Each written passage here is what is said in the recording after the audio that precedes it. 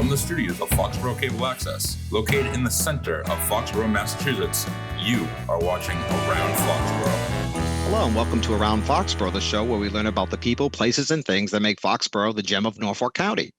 My name is Mark Rivard, and I'm pleased to have as my guest today our Congressman, Jake Auchincloss, our representative for the 4th District, which is our district. Thanks for having me on. Thanks for being on, Congressman.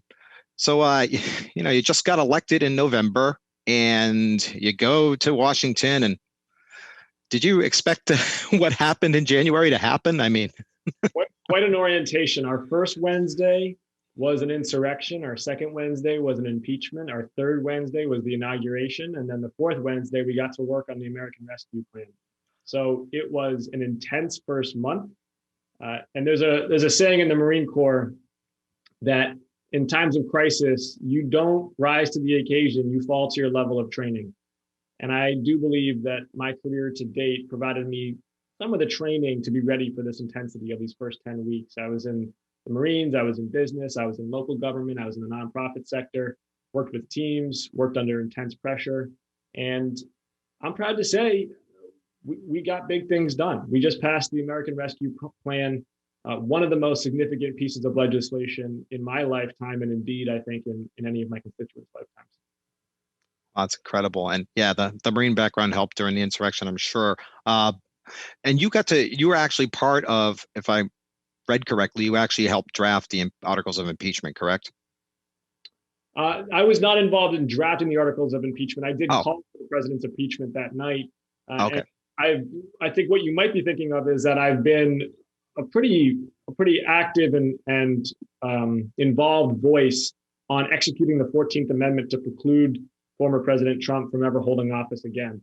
Some of our viewers may know that Section 3 of the 14th Amendment is the section that prohibits anybody who swore an oath to the Constitution who then incites insurrection against the U.S. government from holding office in the future. It was originally drafted to prevent former Confederate officers from rejoining the Union Army or Congress.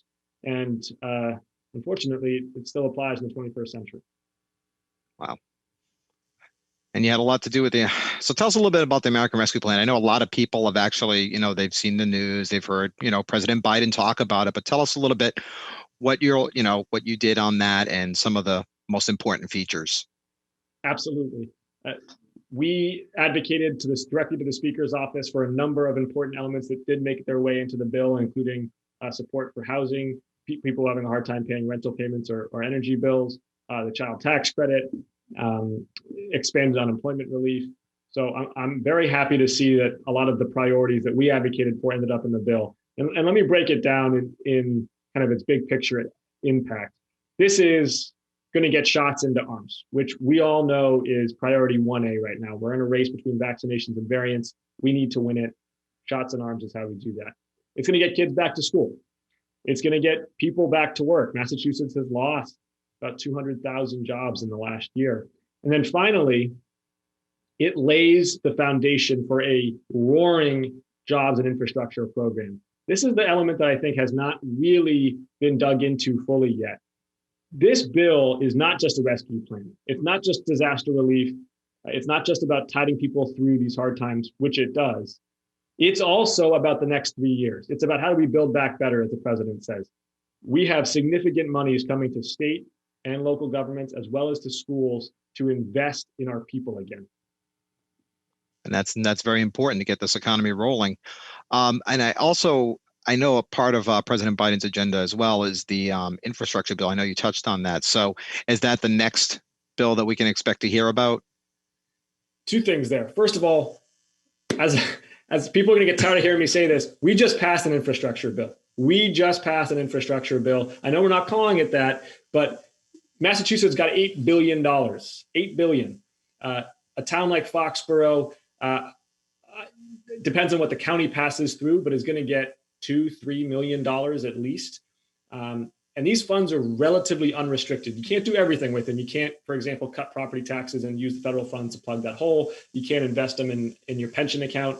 But other than that, unless the U.S. Treasury really goes very high-handed with rules, there's a lot of elasticity in how these funds can be used. And as a former local elected official myself, I know that folks in Foxborough and other towns in Norfolk County and the Massachusetts 4th are going to be thinking about, well, how do I invest in capital improvements like sewer, stormwater, roads? How do I ensure our schools are world class and we're providing excellent education to help make up for this tough last year? How do I make sure that public employees are taken care of well and that the community is safe? This bill is an infrastructure bill. We are going to do another infrastructure bill. We're working on that right now. I'm on the Transportation and Infrastructure Committee, and I'm on the critical subcommittees that really affect Massachusetts as we debate what's called the FAST Act, the Fixing America's Surface Transportation Authorization. And, that's still cooking, but I want folks to know I'm taking as many swings as possible for the district. More money for connecting people to jobs and services, more money for rail, more money to fix roads and bridges. And that's definitely needed if you're driven on the roads. Even here in Foxborough, I know they've been doing a little bit at a time. I also heard that about, was it $8 million going towards the MBTA? Something out of the bill? Huge amount going to the MBTA, huge amount going to Amtrak. The South Coast Rail is already fully funded, thankfully, so it did not need additional monies. But we have the resources right now, federal, state, and local, to really invest in both the physical and the socioeconomic infrastructure that's going to create a roaring 20s for us. And I'm excited, and I've got confidence in the local and state officials here in Massachusetts to really invest wisely. And do you see more public transportation in our future? I mean, I know people may be a little skittish right now of riding public transportation only because of the coronavirus, but I think, less cars on the road, that will help towards, the green initiative and more railways. I know we have the temporary, well, it's sort of temporary in Foxborough, the station at Gillette, but maybe more stations down the road. Is that something you see? Absolutely. I've been a long-time advocate for public transportation, worked in it in the private sector, was the chair of the Transportation Committee as a city councilor in Newton. I'm now on a Transportation Committee at the federal level. It's about access, it's about equity, and it's about sustainability.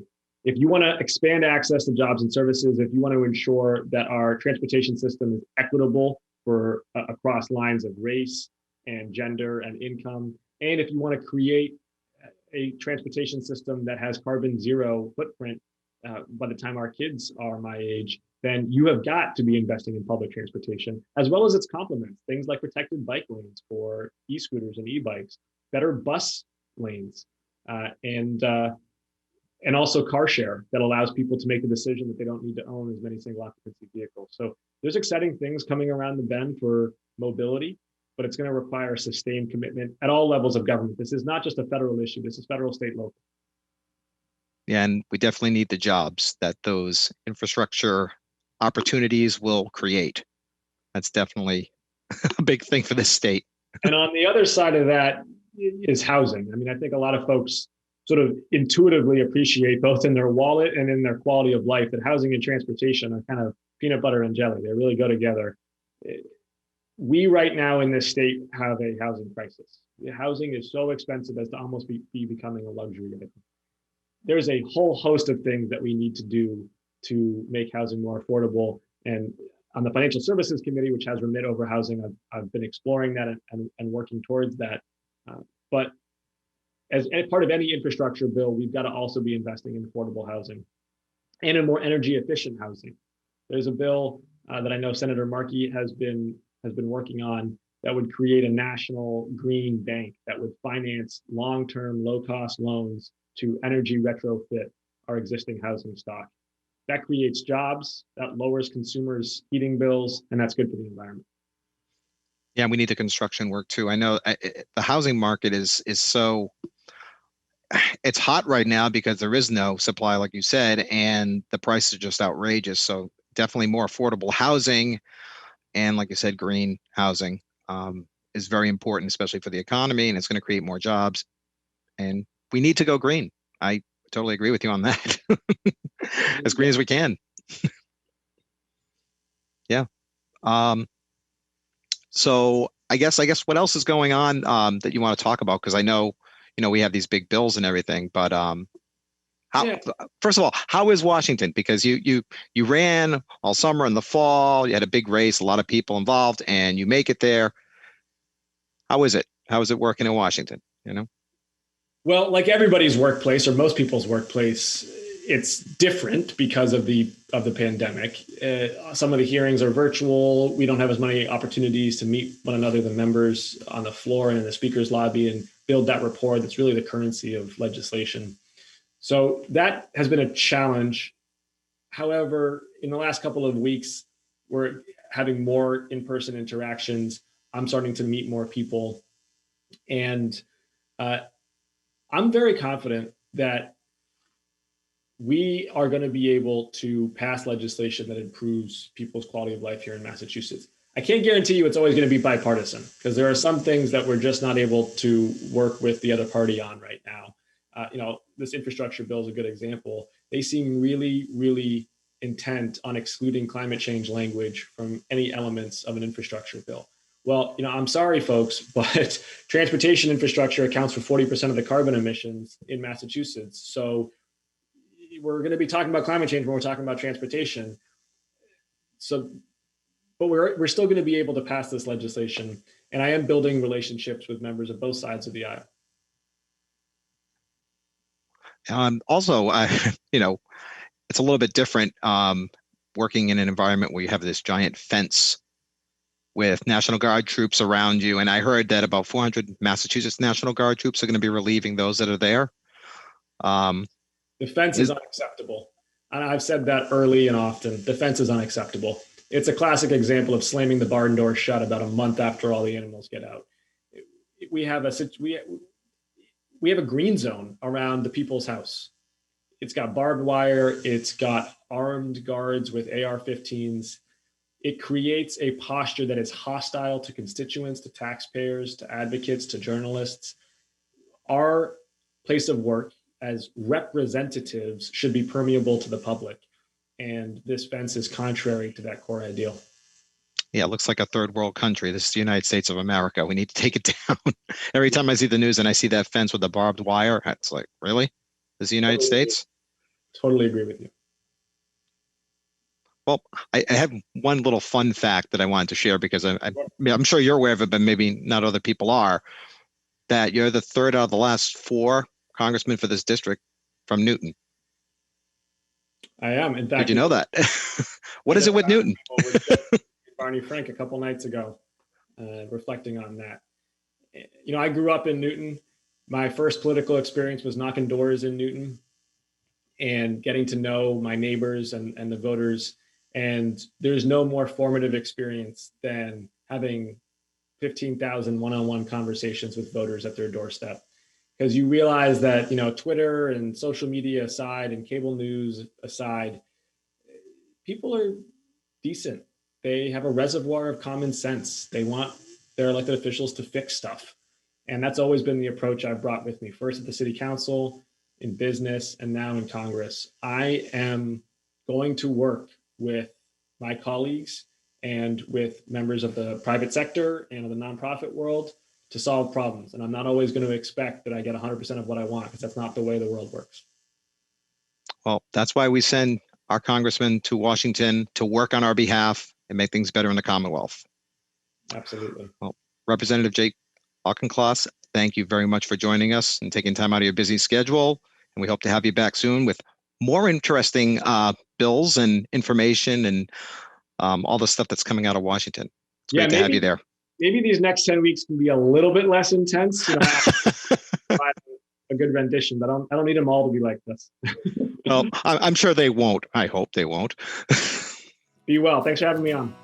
Thank you very much. And that'll do it for Around Foxborough. Have yourself a great day.